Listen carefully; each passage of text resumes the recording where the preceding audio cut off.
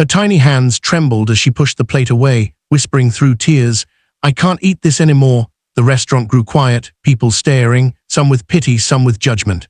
Just then, a man in a tailored suit, a millionaire everyone in the city recognized, walked in. He froze at the sight, his gaze locking on the fragile girl. None could imagine how this single moment would change her life forever and leave the entire room speechless. 8-year-old Lily sat at the corner table of a small restaurant with her stepfather, a man who cared more about his own appetite than the child's empty stomach.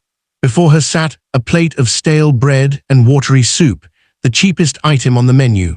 She had eaten the same thing for weeks, not because she wanted to, but because it was all her stepfather was willing to pay for. Her eyes filled with tears as she whispered, "I can't eat this anymore." Her voice was so soft that it cracked in the middle, yet it carried through the air like a broken violin string. Other customers paused, glancing at her frail frame, her oversized clothes, her hollow cheeks. Some looked away uncomfortably, others shook their heads but said nothing. Her stepfather's face twisted in irritation. "Stop crying and eat what's in front of you," he barked, slamming his fist on the table. The loud thud made Lily flinch. She lowered her gaze, pressing her lips tight to keep from sobbing aloud. At that exact moment, the glass door opened. A tall man in an immaculate suit stepped in.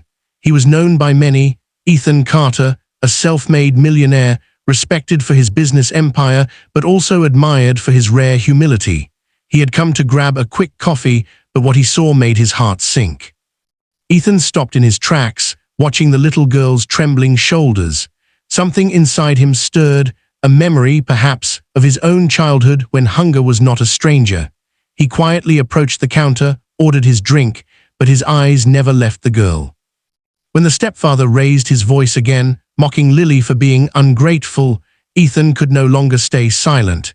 He walked over, his presence commanding yet gentle. The entire restaurant hushed.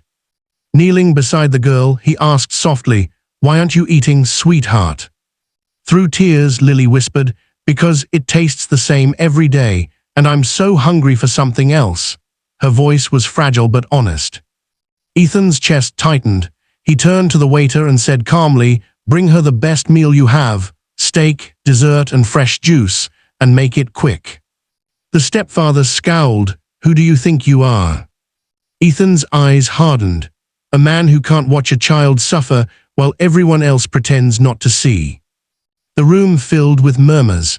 Some clapped quietly, others simply watched, stunned by his courage to confront the cruelty they had ignored. The meal arrived, and for the first time in weeks, Lily's face lit up. Her hands shook as she picked up the fork, hesitant, almost afraid the food would be taken away.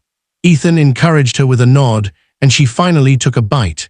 The joy that spread across her face melted even the coldest hearts in the room.